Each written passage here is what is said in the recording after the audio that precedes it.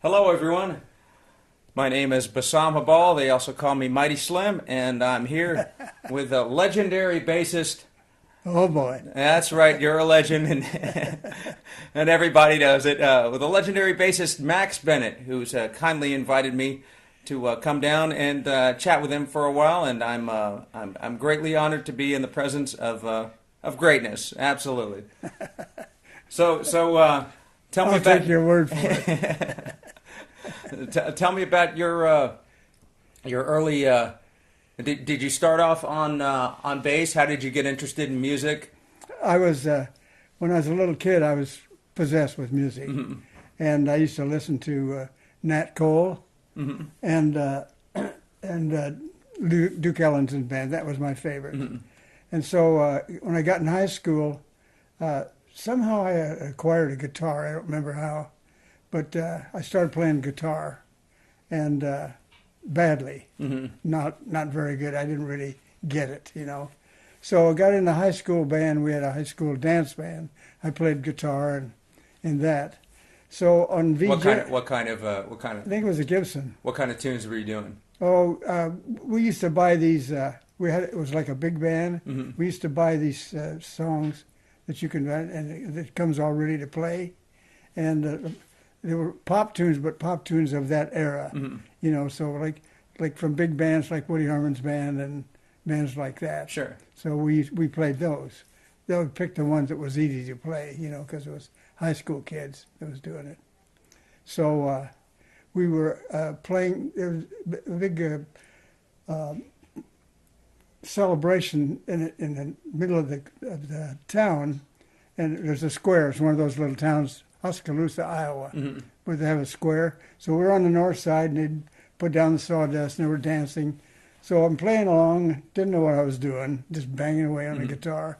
And a guy came up behind me, and a real tall guy, and he said, "I just moved to town, and I'm working for Western Grocers or something like that." And he said, "I'm a bass player. Can I sit in?" And so he said, "Sure." I said, "Sure." So he got his bass, and he came, stood right behind me, and we'd never had a bass in the band. Wow. Yeah. And it blew my mind. I mean, it literally blew my mind. The next day, I tore down to the high school, and the high school was divided.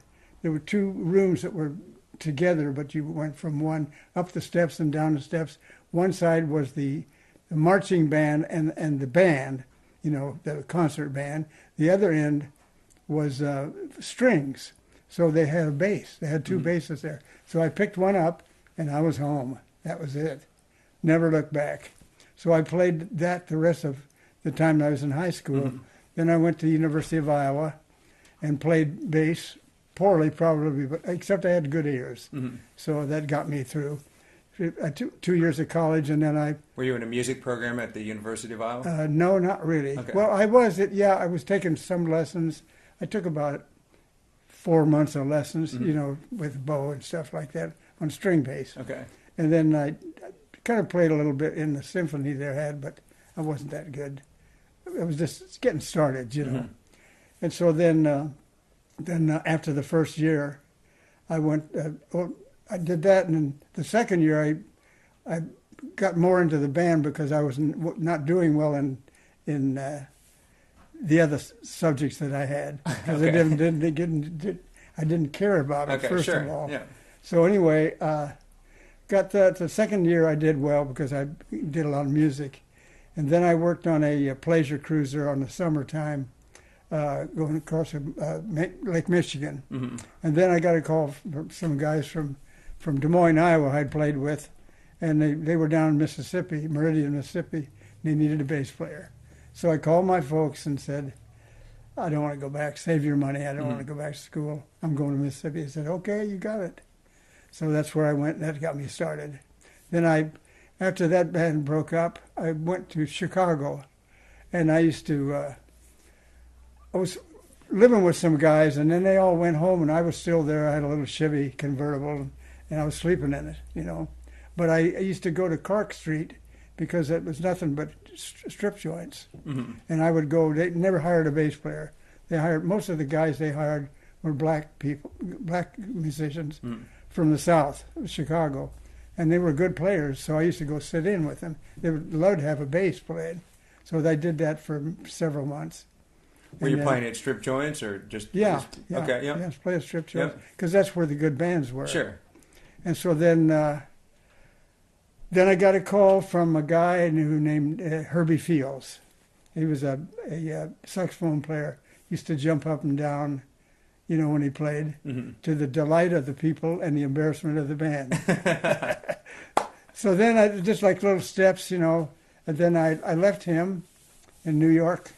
He worked there, and I wasn't crazy about the band anyway. There was one good player, the trombone player, a friend of mine, but that was it. The rest of the band was okay, but I was just looking for different things. So then I joined George Yall's band. George Yalls was a great tenor saxophone player from those days, and did that until I had to go in the Army. I got this lovely telegraph from the Army and said, "We need you." So I did 2 years in the Army, but I played all the time. So that was cool. Then I went back to Chicago. You played with the Army band, or? Yeah. Okay. Yeah. Marching band. I played trombone because I'd played it in high school. Okay, so you badly. You weren't playing bass with the Army band, or? Well, we did because I ended up in where was it? In Georgia, at the Army base, and there was a club that I played with all the time I was there. So I was writing little music stuff and playing with this band until I got out of the Army. I did a couple of years, and then I went back to Chicago and joined different bands. Played with, like I say, Herbie Fields again, and then with George Yall's band, which was really good. And then the next thing I was with, I'm trying to remember the guy's name. Oh, Charlie Ventura, who was a saxophone player, and but we weren't making any money because we were just playing on the weekends. So I went to New York, and just walking down the main street, Broadway. Yep. And there was a club there. I'm trying to remember the name of the club, but anyway, I walked by it, and I thought, oh, this is a big band I'd heard in when I was in the Army, was Sauter Finnegan Orchestra, which was was more of an orchestra than a band because they had all the saxophone players played oboe and English horn, and it was really a high class band. Sure. So I saw, I'd heard it in the Army, so I thought, wow, I'm going to go see them tonight. So I walked down the stairs and went into the club, Birdland. It was Birdland, the famous club. Yep.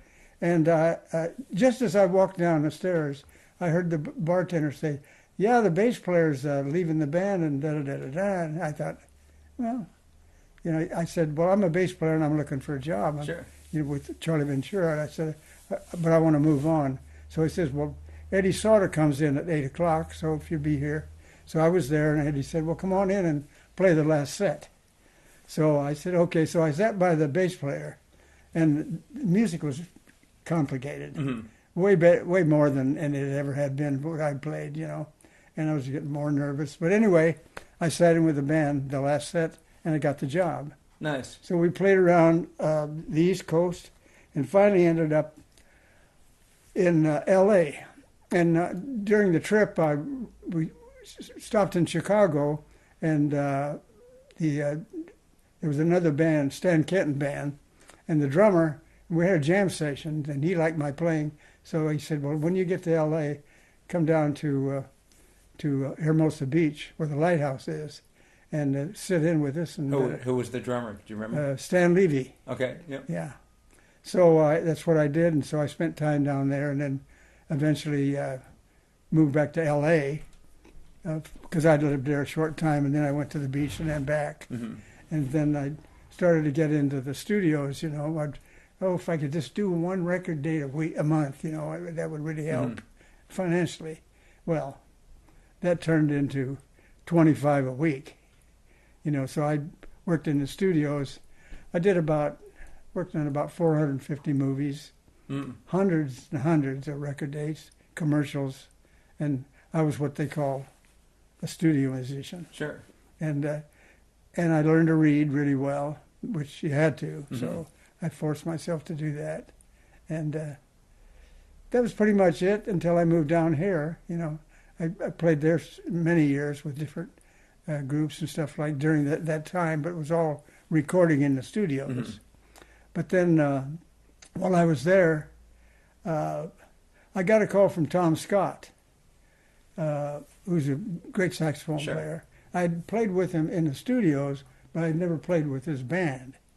So he said the bass player, who was a really good upright bass player, we're going to work at the Lighthouse. And he said he can't make it today. It was a Sunday. Could you come down? And I said, okay, I'll do that. I said, is it okay if I play Fender bass electric, you know? He said, okay, fine. So I took the first song I'd ever recorded, that I'd ever written, called TCB&E. It was a fast tune. And took it down, and we played it, and something kind of clicked. Sorry. It's my wife, Terry. Hello. So anyway, we played that tune. Like Joe Sample was there, great keyboard player, and I believe Eddie Green was playing drums at the Lighthouse. It was a Sunday afternoon thing. So we played my song, and something just, like I say, kind of clicked. So Tom said, well, let's do it next Sunday. Okay, so I came back the next Sunday. I had written 2 or 3 more tunes, and he'd changed his kind of concept to the one I had, which was kind of a combination of sophisticated rock, if there is such a thing, and jazz combination, more funk than normal jazz has. So then we moved to the Baked Potato in L.A. And the first night we played there, we played every Tuesday night. The first Tuesday night was okay, crowd. Second Tuesday night, full. Third Tuesday night, couldn't get in there. Nice, Yeah. And it got to the point where there was even a block line, people waiting to get in that place. I looked on the wall and said 87 people. That was the capacity. So the place was jammed all the time. So we were doing really well then. And unbeknownst to me, Tom Scott went to Ode Records and signed a contract, which his own personal contract, not the band. Okay. Which wasn't a very good idea as far as I was concerned, but that's the way it goes. Yeah. And so then we were playing there, and a guy came in who was an impresario from Venezuela, I believe it was, and he loved the band, so he paid for a trip. We went down to Venezuela and played for a week down there, and then we came back and started playing there again. At the same time, when we were in town, we were working in the studios too, all of us, because we were all studio players. And so there was a guy that I played, a French composer that I played with quite a bit when he was in town. He did movies and stuff like that. And I said, we're going to be playing at this jazz club tonight. Why don't you come by? It was Michel Legrand. I don't know if you know who that is, but famous French composer. And so I thought, well, maybe he'll show up. Maybe he showed up, loved the band, flew us to Carnegie Hall to do a concert with him, and flew us back. Wow. Yeah, which was great. And so that then I say we did a 1 week thing down in Caracas, Venezuela, and stuff like that, you know. But we were still working in the studios. Then one night, we were still playing at the Baked Potato, too. One night, we started playing, and Joni Mitchell came in. I didn't even know who she was, but she'd heard about it. And I think that Tom had done some soprano sax work for her, so, of course, he knew her. She came in, loved the band, and said, would you like to do a couple of songs on my next album? We said, yeah. I didn't even know who she was. So we went to the recording studio a few days after that and recorded Court and Spark. So that started the history of that. And so then she wanted to go on the road, which we did. We did a tour then, and we came back, and then we did a second tour with her. And then after that, we took a break, and I was busy anyway, so and so were the rest of the guys.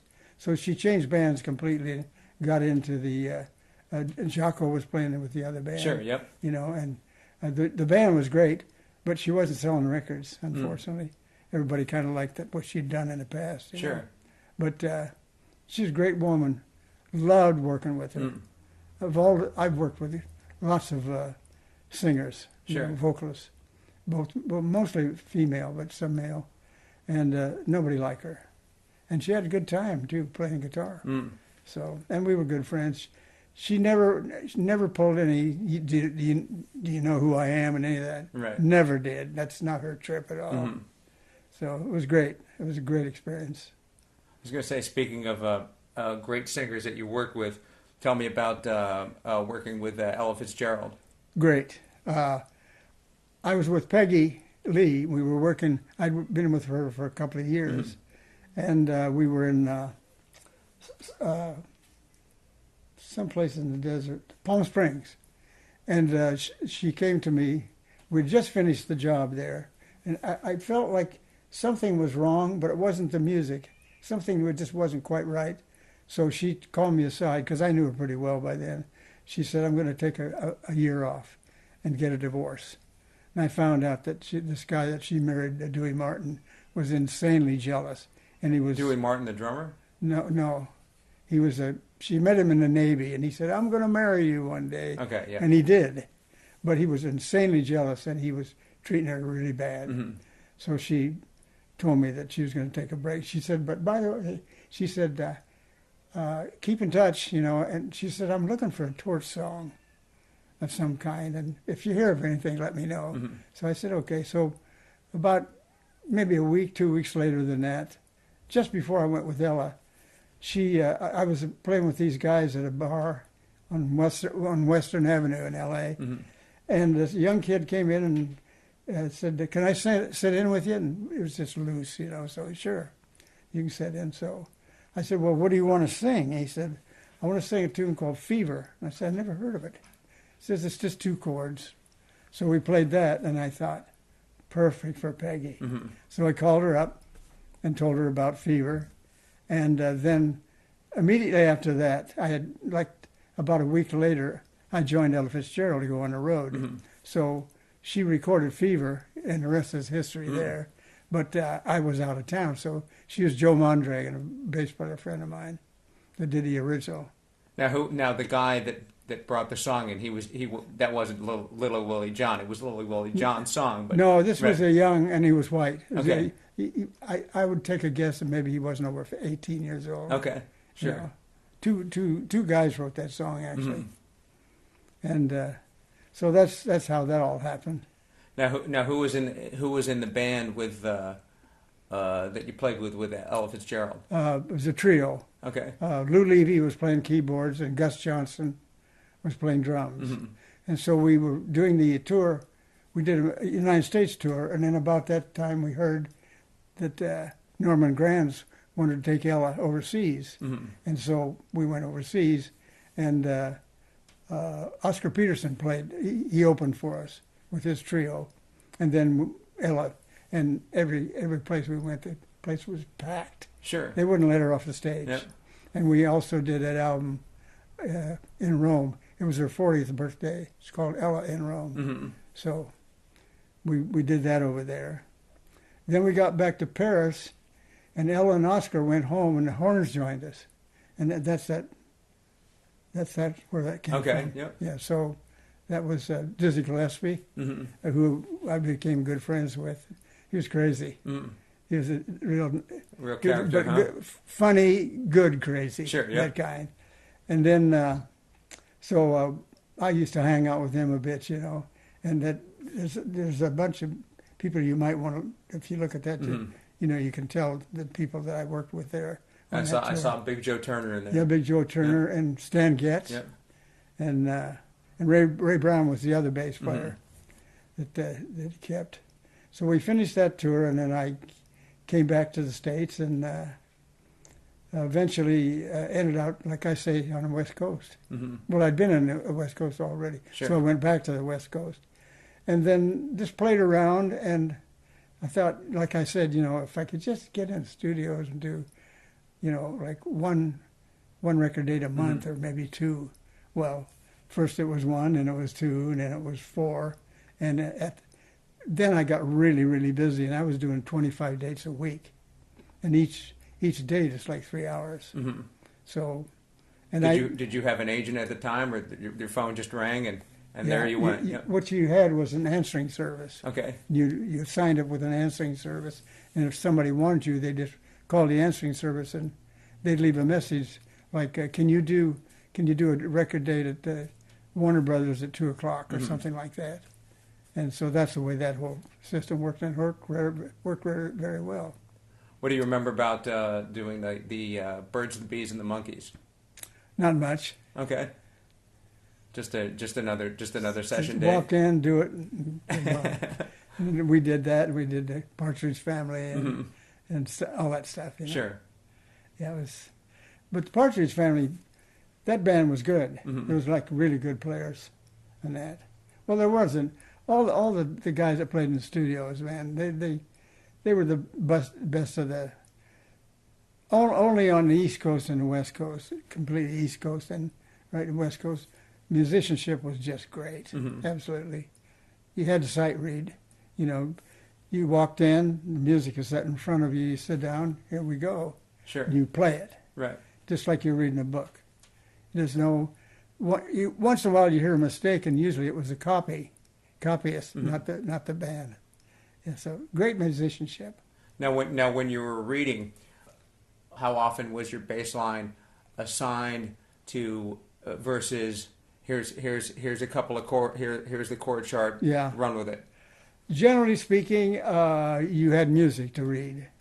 Although I was popular enough, luckily, that some guys would say, "This is what I wrote, but if you think something else, try it." Sure. So that was good, particularly in movies. I worked for Lalo Schifrin. We did the Bullet, the Car Chase, and all those things. And he used to tell me, if you think of something, play it. Mm-hmm. If it, apropos. And I did once in a while. I didn't do it a lot because I thought, these guys wrote this music, and it was nice of them to say that, but be careful. Sure. But it was great. Studios. Do you remember you did a soundtrack for Elvis? Yeah, I did more than one. Okay. Yeah, I think two. One of them got a Grammy. Mm-hmm. I got eventually. This is not my Grammy in a sense, strictest sense, but Grammys I played on. Sure. Songs, 19 of those. Mm-hmm. And was Elvis in the studio there? It was just Elvis is in the studio. Okay. Yeah, the first studio was on Sunset, and the second studio was this real small studio at Universal where we played. Nice guy. Okay. Yeah. What was he like in the studio? Very polite. Okay. Very easy to going and very cooperative. Now you went from this is one thing I was dying to ask you. You went from being mostly an upright player, and I believe you were around at the time of, I would say, when the popularity of the electric bass came into play. What do you remember about that? I was playing string bass, and I went to this job. All I remember was a guy I'd worked for a couple of times, and there was a bass player that played electric bass, and me, I played string bass, and the electric bass player wasn't cutting it. So the guy says, "Will you play electric bass?" And sure, I really didn't. Yeah. At that time, I didn't know much about it, but I played his part, and he said, "Hey," he said, if you buy one of those, I'll put you to work." So I thought, okay. So a buddy of mine that I knew was a trumpet player, real nice guy, that worked with the NBC band, said, "Hey, I got a friend that works at Music City." I said, go see him, and he'll mention my name. He'll give you 10% off. So I bought my Fender Precision bass, Cost me $150. What year was that around? 62. Okay. It was brand new. Mm-hmm. I didn't know what I was looking. There was a whole bunch of basses. Right. I just kept playing, and one felt a little bit. And it's like, Sure. okay, $150 Mm-hmm. plus, and that included the case, you know. So anyway, I started playing, and the guy that was the contractor for Universal, don't know why, but he liked me, and kind of protected me as I went along. Mm-hmm. I know that one time Tommy Tedesco, a great guitar player, he was good friends with him, and he went to Tom and he said, do you think Max Bennett will ever be a really good electric bass player? And he said, no, I don't think he will, because he's too much of a jazz player. Well, you showed him. well, he told me that story later. Yeah, though. yeah. He did. Tommy Mm-hmm. told me the story. Yep. Cracked me up. But the contractor stuck with me. Mm-hmm. Actually, he's the one that committed suicide. I'm trying to remember his name, but I can't right now. But I still worked there, you know. But he was really good to me, and he got me on the inside track, and he was very picky. I remember, if you were a minute late, you ruined his oil painting. You know, Yeah. it was one of those. Plus the fact you can't be late. Sure. If they say 8:00, which most studios, like Universal, they start at 8:00 in the morning. Right. Downbeat, ass in the seat, Right. downbeat. Sure. So, but he was really good to me, and I kept playing better and better and better. So I actually, he was right. You know, took a while, but. Do you remember the first session you did on electric bass? Yeah, I do. It was with Hank Mancini. We were working at what was then the Greek Theater. It was much smaller than it is now. Mm-hmm. And so I had to play string bass with the band, but there was an outfit called the Young Americans, and they were first. So, but they needed the whole stage, and I thought, I don't want to take my string bass out because there's a lot of humidity. Right. So I just rented an electric bass then Mm-hmm. and an amp, you know, and took it there, and stumbled through the thing with the Young Americans, Mm-hmm. and then played with Hank that night. But that got me on the way. Okay. You know, Were the Young Americans just a pop group? Or? they danced around and they needed the whole stage. Okay. I don't remember much about them because it wasn't my trip. Sure, I got you. You know, so but that kind of started it, Mm-hmm. and then this little call me for this date and then this date. Pretty soon I was like, you know, trying to get enough sleep. Sure. So I would literally get up to do an 8:00 in the morning, and then we do like the Partridge Family from 7 to 10 and 10:30 to 1:30. Mm-hmm. So I was busy. And then you get up, and when the morning light came streaming Do it in, again. you'd get up and do it again. Do it again. Yeah. Well, I'm saying, you know, it's just, I have no idea how many record dates I did, or Mhm. commercials, or TV film. I was working all kinds of TV film. It's like episodes. Mm-hmm. And then like movies, I did about 450 movies. Bullet and Oliver Lowell Schifrin, he wrote that music for that. But I became well known enough that guys knew who I was and, well, call this guy. Sure. And the contractors knew, of course. So got lucky. Having worked with so many great singers, and you work with Sinatra. Mm-hmm. What would you say, in your opinion, makes a great singer? Well, first of all, sing in tune. Okay. Second, well, yeah, that's first prerequisite. Yeah.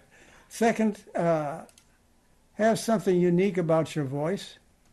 You know, and that could cover a multitude of concepts. Mm-hmm. But that's probably pretty much it. Just depends on how good you are. Now you're talking to a musician, so I mean, the average guy he probably has a different attitude through the whole thing. Sure. Because you have to remember something about the music business. Everybody is an expert. You know, everybody thinks they're an expert about music. Mm-hmm. I know what I like. Yeah, but do you like? Stravinsky was being interviewed by somebody in New York, I think it was. And at the end of the interview, off the record, he said, he asked him about a show, a Broadway show he'd seen, a musical. And Stravinsky said, I didn't like this and I didn't like that. So the guy says, well, how do you account the fact that the public loved it? He said, well, the public they always say, I know what I like. He says they don't. They only like what they know. Nice. That's the nitty gritty. Mm-hmm. Yeah. Everybody has their opinion. Like, yeah, I know what I like. Well, you know, I'm kind of a purist in that sense. You know, don't tell me what you like. I'll know what you like. Sure. One sentence, and I'll know what you like. You know, it's just the way it is. I'm not trying to be arrogant. It's just, but everybody's an expert when it comes to music. You know, the truck driver knows what's good. That kind of thing. Sure. What was I going to ask you? So speaking of famous sessions that you did, and being a big fan, what can you tell me about working with old Frankie Zappa? That was great. Actually, I got home for dinner. I lived in Burbank, and John Guerin called me. He said, "Are you working tonight?" And I said, "No, I'm off. I'm glad I'm." He said, "No." He said, "I'm at told me the studio was." And he said, I'm working with Frank Zappa. Well, I knew Frank was who he was, kind of, but I really didn't know much about him. He said, yeah, and the bass player didn't show up. He said, so call the carriage company and tell them to deliver your electric bass to this TTG was the studio name. So I got there, and it was Frank Zappa.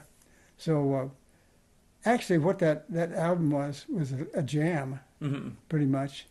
You know, and then he actually made 5 albums out of it later, because we would extend, the tune could go on forever. He'd use it for something else. But anyway, he was an interesting guy. Well, I think a lot of people thought he was into drugs and everything. He was exactly the opposite. He was a fanatic about no drugs. We were playing at Olympic Theater, and you know, playing along, and Frank was playing a solo. And some guy threw a joint on the stage. Was this the live date? Yeah. Okay. Yeah, it was at Olympic Theater in L.A. Sure. So we're playing along, and Frank's playing solo, and some kid threw a lit joint on the stage. Frank stopped playing, took the end of his guitar, and shoveled it off the stage. He was paranoid about that. Sure. Because the cops used to sit around the corner from his house, figured they could bust him, you know. Right. That bunch of assholes, you know. Which he didn't do anything. He'd take a drink once in a while, you know, but not much. He was a real clean liver. Sure. In that sense. They thought it because he was out, you know, that he was always doing bad stuff. He never was. Idiots. Now you were on the Hot Rats album, and you were also on Chunga's Revenge. Yeah. And later a tune that apparently was recorded at that time became a song called "Let Me Take You to the Beach." Don't remember it. Yeah, in the mid-70s. But the question is, did you do two?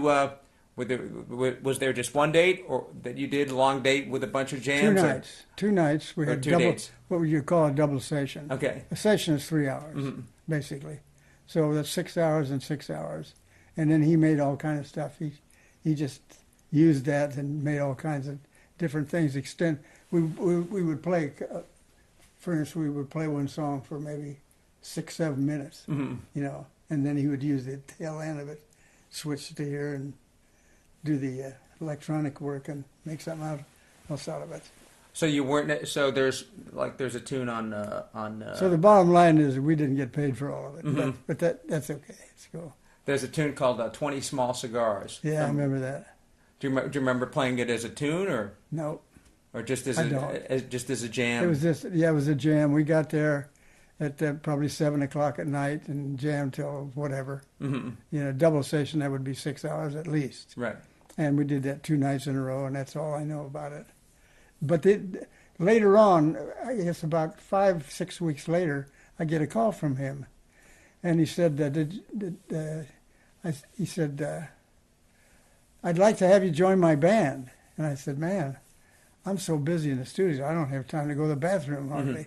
He said, well, let me send you the album. So he sent me the album, and I thought, it looks like fun, you know. So I called him, I said, yeah, let's give it a whirl.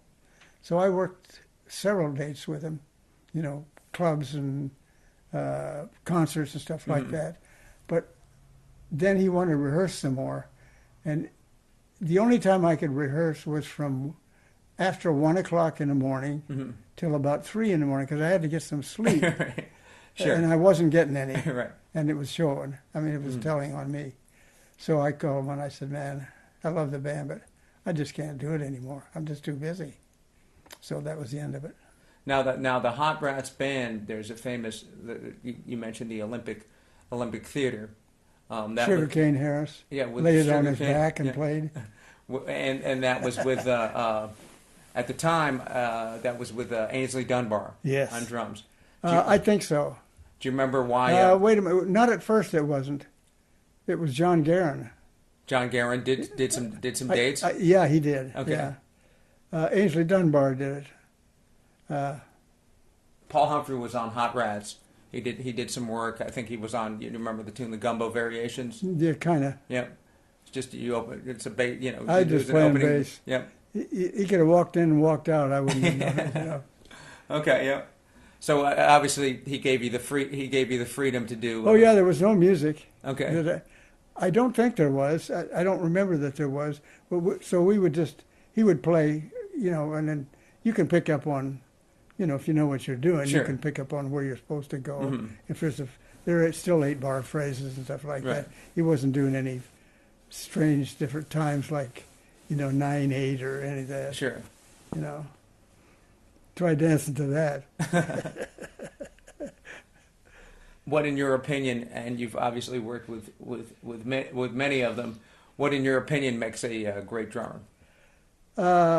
Originality, good time, of course, you know, and sound. That has a lot to do with it. John Guerin was a great drummer. The guy, there's a lot of great drummers there Sure. are, you know. I mean, once in a while I've encountered a guy that didn't keep good time really, but And rush the groove and whatnot. they usually don't last long. You mentioned sound. I find that interesting because, you know, we as musicians, people talk about guitar players and their tone, bass players and their tone, but it's not often mentioned that a drummer should have good tone as well.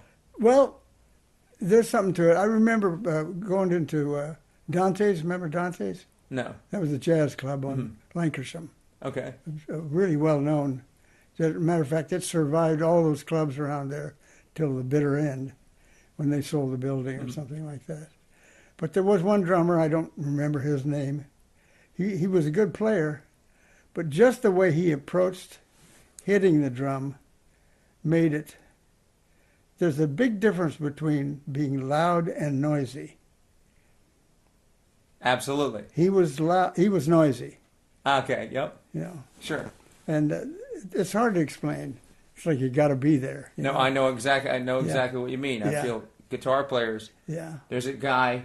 His volume might be loud, but it feels present. Right. It doesn't feel or come across as loud. Yeah. It's present.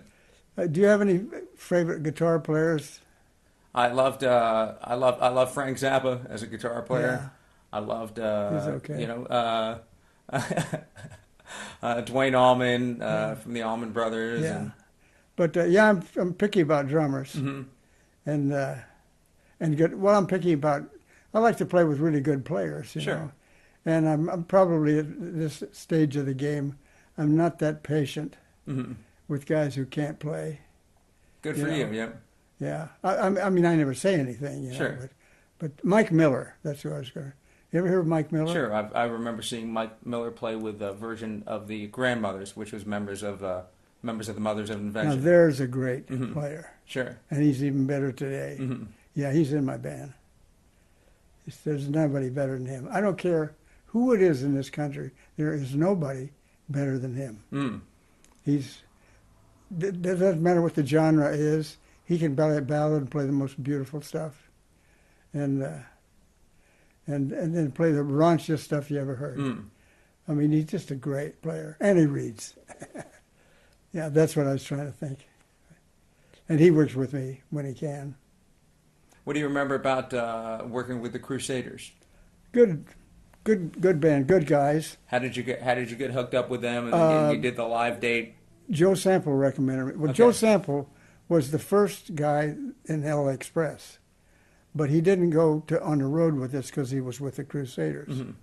But when they got back, he talked to the guys in the band because they needed a bass player. Although Welton Felder is a great bass player, Sure. but he was playing tenor. So they hired me, and I worked with him for quite a while. And then what happened, I can't remember. They kind of broke up in a way, you know. They had personality problems. These guys, when we worked in Texas, which wasn't Dallas, it was, what's the other big city in Texas? Houston? Houston. Yeah. They're from Houston. They drove me by the house or the place where they used to practice and rehearse, you know, with the Crusaders.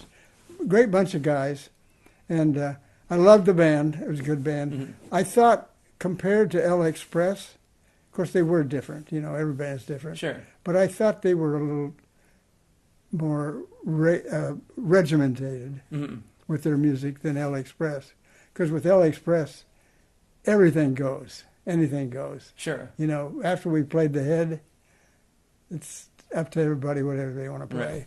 And that's what made one of the things that made it great, because it was always spontaneous, no matter what we played. The Crusaders got kind of work-a-day thing for me, Okay. psychologically. Now, I enjoyed it. I enjoyed it, but not as much as LA Express. Now, how much? So there's a tune on the live album Scratch where you do a cover of the Beatles' Eleanor Rigby, Yeah. and there's a you do like a an ostinato bass part at the very beginning. It goes up the. It's like boom, boom, boom, boom, Yeah. boom, boom, boom, boom, Yeah, boom. I remember that. Was that your creation, or was that something? I don't remember. I think it might have been partly mine and partly theirs. Okay. Could have been all theirs, you know. Sure. But I remember. I know exactly what you're talking about. Yeah, it was more. I hate to use the word, but more regimented than L Express. L Express was, here we go, hang on, Yeah. you know. Sure. But they were more planned. It was more planned out. I liked it. I mean, I liked playing with the band. Sure. But I think I liked, if I had to choose, you know, which I don't, Right. I'd take Al Express. Well, one thing, I was writing a lot of tunes for them. You Sure. know, so that was closer to my heart. Right. But I enjoyed working with the Crusaders, and they were all great guys, you know, and good players too. Sure. Tell me about your current your current band that you're working with, the Private Reserve, and Yeah. how did that come to be? And Well, I started when I got down here. One of the reasons I moved down here is I bought a boat. I decided I wanted to, so I read everything I could get on my hands on about sailing, so I'd at least be prepared psychologically, if not how to do the thing. And then I bought a 36-foot sloop and learned to sail it. And I used to go out and by myself, some of the best company I ever had. But I loved it. I had that for about almost 30 years down here. And that's one of the reasons I moved down here. So, what was the question? the question was about your current band, Private Reserve. Oh, Private Reserve, yeah. And how they. But how when that- I first came down here, I had been so busy playing every day and night. I thought I got interested in the boat, so I thought I would just sail and that went for possibly, I don't know, maybe 3-4 months, something like that. And then I got a call from Victor Feldman, who I was surprised because Victor didn't like anybody. And so to come down to his house, go out to his house in the valley and record with him, which I kind of felt honored. Of course, I'd worked with him. He was the last keyboard player in L Express. And so I worked with him and loved his playing. Great player, great talent. Also a good drummer. But he came over here with Woody Herman's band playing drums. And then worked with Miles Davis, which I also did. A short tour with Miles. So was Victor in Private Reserve? No. He was never in my band. Okay. What happened was he called me to do some stuff at his house. And so I went out and did it, and I was thinking, maybe I'll start a band. And so I got the band going and then started writing like crazy. Today, I don't know what makes me write a tune. I don't know what makes me think of it. Sure. I haven't the slightest idea. It's just it does or it doesn't. You sit down and the light bulb goes on and you go from there. Sure. I could never explain to you what makes me want to write a tune or how I do it. I just don't know. It just comes. Or it doesn't, But Victor was wonderful to work with. And so after I did a couple of sessions with him, and then I thought, so I was hanging out at this place in Newport called the, trying to remember the name of it, because it changed names a couple of times. Anyway, it was a club there that people used to come to, not very big club. So I used to go down there and sit in. A buddy of mine was a bass player from Missouri, and we became friends. I went in and met him, and we became friends. So I used to sit in there, and then I thought, I'm thinking about starting another band. Sure. So I did. I asked the boss there, Joe, I said, if I put a band together, could we play Sunday afternoon? He said, sure. So that started. So I don't remember what I called it then. And then I ran into a guy that I'd known way before one night at Dante's, and he was with a record company. So then I recorded my first album, and then it did really well, as far as jazz does. Sure. And then the next one, it was a different friend of mine, was a guitar player. I'm trying to remember his name, but he was working for a Japanese company, and he loved the band. He loved what I was doing. So I started writing, and then we started working at this club, and so it just kind of blossomed that way. And I went through some names. It was called, I don't know, Freeway, and then I think I did an album that was called Freeway. And then the next album had another name, and so I was talking to some guy that came for a lesson, I think, or something, talking about, I said, I'm looking for a name for my band. I don't like what I got. And I said, something like Private something. He said, how about Private Reserve? And I said, that's good. So, like a fine wine. Okay. Do you teach bass? I do. You give bass lessons? I teach reading, yeah. Oh, you teach reading, okay. Yeah. Some, I've had some studios for a while, and some guys think they want to learn, and some guys do learn. So I don't have any studios right now, students right now. I've had several at different times. Sure. But there's a music store in Dana Point, and the guy that runs it. So I gave him some lessons. He's a friend of mine, and a couple other guys. How would you say that you, in your baseline creation, you approach working with maybe a singer versus maybe something instrumentally that has equally maybe a strong melody that a singer might have, but yet it's instrumental? Yeah. First of all, I'm not a soloist. Okay. I'm not. I've tried it. I'm just not very good at it. I don't think. So mainly my concept is to get a really good sound, and have really good time, and stay out of the way. Okay. And that seems to work pretty good for me. Right now, for some reason, I've had several guys call me, and even a guy that lived in New Jersey. He wanted me to put the bass part on. He had everything else. He wanted me to put the bass part on. So I did it, and he loved it. So, stuff like that. Sure. And then this other guy is a guitar player, and he's okay guitar player, pretty good. And so he brought his stuff over. He works at a little music store sometimes. And so we've known each other, and he'd been over to my place, and I'd show him some I don't play guitar at all. Sure. But I'd show him some harmonic, because I play a 6-string bass. Right. And so I can, one of the reasons I got it is because I can play the chord changes up high. If you play them down here, they're too muddy. Right. So and I've kind of got some ideas about hopefully improving the harmonic structure of a song. Don't get artsy-fartsy, because that's going to ruin it. Sure. But so I'm taking my own chance here, but I think I know what I'm doing. And I showed him some concepts, how to move from one chord to another. Even though I don't play guitar, I was able to show him, don't voice here like that, voice here and like that. And the light bulb went on for him. Okay. So I've been doing some work with him, doing an album. It's just easy listening stuff. But he's got all the guys in my band working on it, so Mike Miller and the keyboard player, and so that's working out pretty good. Great.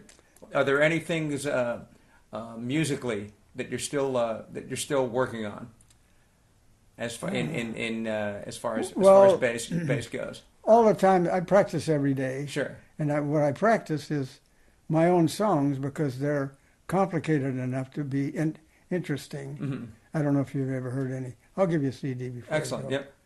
And so you kind of get an idea of where I'm coming from. I like good, strong melodies, nice harmonic structures, and so I try to do my best. Like I say, I'm not a soloist, and I pretty much got if I don't have it by now, I'm not going to have it, my approach to how I approach things. And I try simple, but I do have some things that I kind of move on, that I use. Devices, you might call them, I don't know what. Sure. But it makes a line, I try to make rather than just boom, boom, boom. Right. I don't get artsy-fartsy, but I try to make a line that fits the harmonic structures as it moves back and forth, So moves the song along. Yeah, right. Yeah. And then, of course, I've got the help of really good players. Mike's on almost all the stuff I have, and really, really good keyboard players. We're wrapping it up here with the great Max Bennett. Max, it's been an absolute honor and pleasure to speak with you. Thank you. And so this is two things. So in your time in music, what has been the biggest thing you've seen musically, either gear wise, or some people say the invention of the electric tuner, gear wise, or just musically in general that you've witnessed? I think I could honestly say, not because I play one, but I really think this is true, the electric bass. Okay. Because it's changed music in so many ways. It got to the point where it could stand out when it wanted to, could be very flexible, and it just almost made the kind of music that happened later on. I think it was probably, I don't know of any other instrument that ever did that, or ever. Sure. String bass didn't do it, because string bass was what everybody played. Sure. But everybody didn't play electric bass, and I think it changed the music business totally. Okay. Yeah. And finally, first off, what advice would you give young, upcoming bass players, and two, your general philosophy on life? Well, first of all, as far as I used to tell students, if you really study hard and get to be a really good player, there's always that possibility that you can work in the studios. I can't do that anymore because the computers ruined that. They ruined the music business, basically. That's what they have. Because, when I used to go to, let's say I was doing a movie, right? There'd be a string section, there'd be a sax section, brass section, rhythm section, and percussion and all that. Maybe like 22 people. Now one guy does it. Sure. So that puts 21 people out of work, plus the whole concept of, live music. Sure. So that's the downer for me. With that being said, so I can't. So you can't suggest that to. I can't. No, not anymore. I can't be honest and do it. So what other advice would you give an upcoming young bass player? Go to law school? No. If he's driven, Yep. I mean, a lot of guys that start playing music and they say, "Well, I'm gonna try this for a couple of years," and it doesn't work out. A real musician never says that. If you're a musician from day one, you're a musician, and that's all you think about is how much better you can be. Sure, absolutely. If that's your trip, yep, then go for it. Okay. And you might be fortunate enough to get good enough so you're in demand to enough people that you can make a good living out of it. Don't expect to get rich. Okay. Now, if you're a writer, also, which I am, that changes, because then if you write music and it goes anywhere, then you've done yourself a good financially, and residuals are good. This is another thing I wanted to ask you. How much in the sessions that you did, of many of them, not being a writer, did you receive any performance royalties? Lots of them. Okay. Yeah. So there was that. Yeah, there is that. Okay. Yeah. Yeah. The best one is the movies, because they took 12. They added 12% on the top of our salaries, our gross, and that 12% was the pension fund. Okay. And so that really helps. Between the pension fund and working as a musician, and recording stuff like that, you can make a living. Sure. You're not going to get rich. Yeah. But, rich people are, it's overstated. I mean, I wish I was rich in a way because I wouldn't have to worry about anything. But I'll take this instead. Sure. I'll take this because I feel like I accomplished something that was valuable. Absolutely. I mean, money is okay. It'll buy stuff, but it's ruining this country. Absolutely. Yep. So, and that'll be my argument there. And I and many others would say thank you for the musical output that you did, and you've enriched our lives with doing that. Well, I'm a liberal, nationally. Yeah. I don't understand people who deliberately make rules to ruin other people's lives. Sure. That's immoral. And I'm kind of on the moral side there. I feel you. Yeah. And so the final question. They'll pay for it eventually. Eventually, yeah. But I don't want to wait that long. Well said. General philosophy on life. Yeah. What would you say your try to pick your dream or what you think you want to do for your life and work like hell to get it. Okay. And then enjoy it while you're doing it. I'm lucky in that sense, There's always going to have to be truck drivers and so on. So if you're a truck driver, drive it as good as you can. Sure. And try to be somebody, so they can say, get this truck driver. He's great. Depends on what you're doing. Okay. So that's kind of the way it works out anyway. But if we don't change this country pretty soon, we're going to ruin it. Absolutely. So. Couldn't agree with you there more. All right, Max. Well, it's been an absolute pleasure talking to you. We've been talking with the legendary Max Bennett, who's been extremely gracious with his time, and we'll. No, you forgot. I didn't tell you how much it's going to cost you. I'm just kidding. The check's in the mail, and yeah, right. Thanks again. How many times have I heard that? And we'll see you when the future gets here. Thanks a lot.